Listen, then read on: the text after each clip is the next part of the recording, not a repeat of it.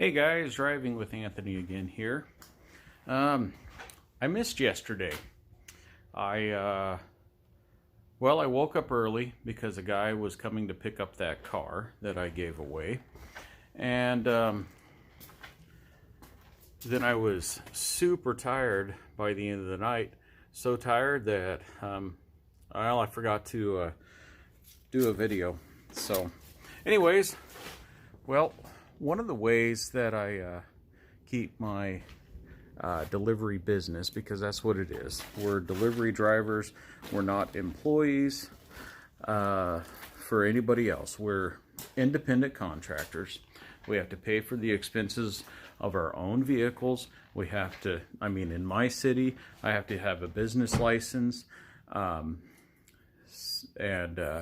keep track of my business and pay business taxes, etc. ad nauseum. So I guess benefit in my town about getting a business license is for $12 more. I also get a parking permit that lets me park almost anywhere except for handicap and in front of fire hydrants. I could block an alley. I can park in the yellow zone on corners, etc. So it's really great to have that ability in Billings. But expenses can really catch up to you in this business. And one of the things that I realized early on is that I cannot afford a $500 a month car payment for a newer vehicle. And so I've just decided that I'm pretty mechanically inclined, so I buy $500 vehicles, and I repair them myself. I do everything that needs to be done to them myself, and that keeps my expenses pretty low. And I realize not everybody can do that, but I do have that ability, and I'm really excited that I got that car out of here. I gave it away to a guy. He's actually a local mechanic. He's going to be able to rebuild that engine. Trust me, somebody else took it apart. It was in 1,000 pieces. If I would have taken it apart, I could have put it back together myself, but basically a friend of mine gave it to me in a bunch of boxes, and it was too overwhelming for me. So and that would have been nice because it was a free car. So almost no money spent right there, but I had it for 2 years and never got around to it. So anyways, I actually have a spot opened up in my garage now that I can start.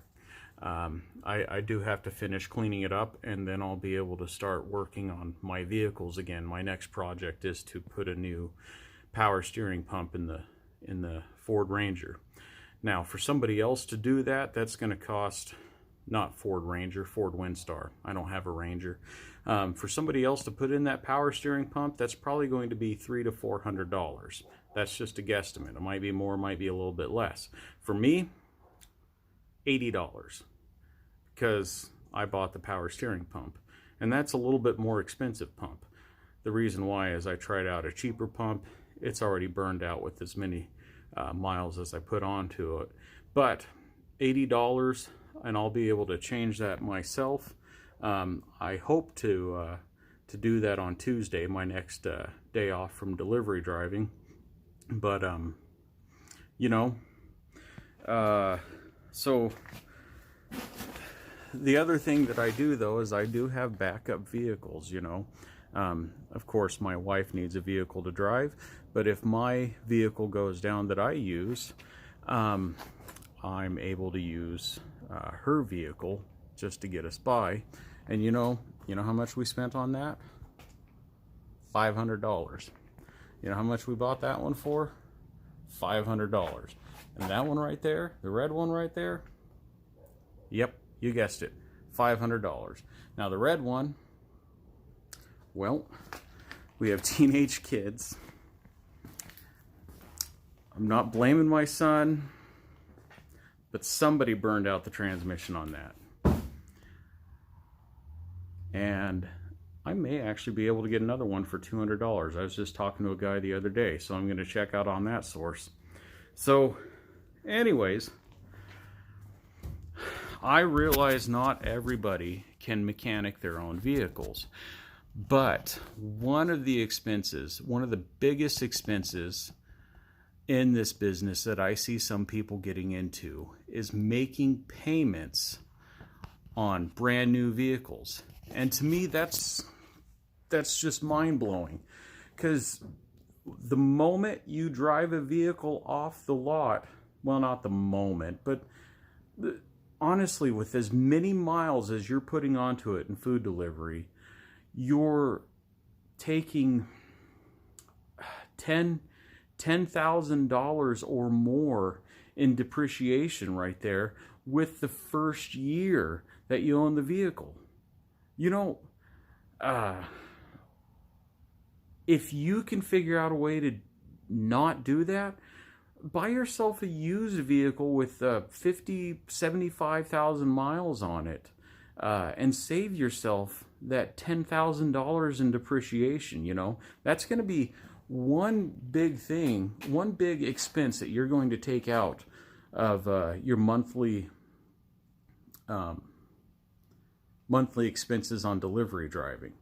You know, and you can a vehicle with 75, a good vehicle, you know, like Ford, Chevy, Chrysler, your good vehicles, they're going to last 250,000 miles if they're well taken care of.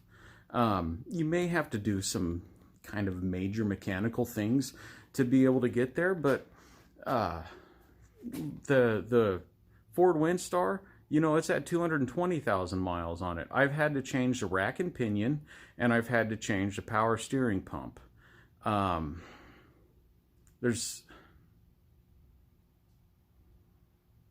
I do need a new windshield. That's going to cost a couple $100.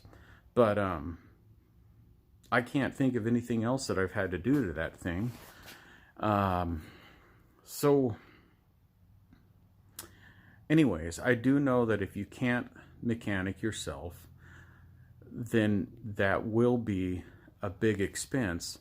But if you think about $500 a month on car payments versus, let's say you had to pay a mechanic $1,500 to $2,000 a year to keep your vehicle up and running, that's a lot better than $2,000 every 4 months. Anyways, that's a tip of mine, and take it with a grain of salt.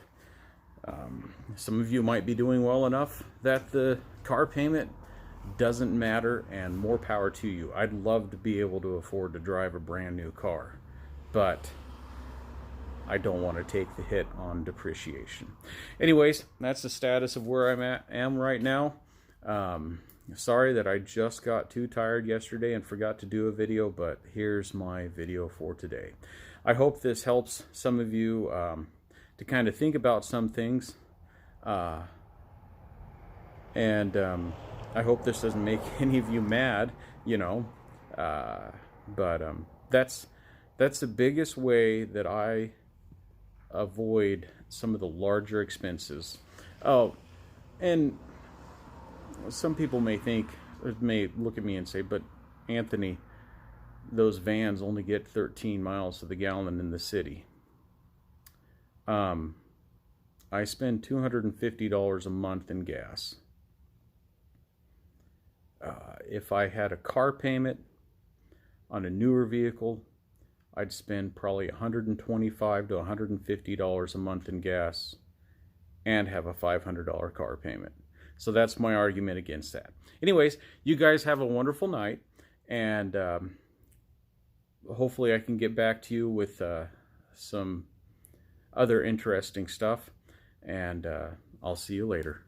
Like and subscribe. Thank you.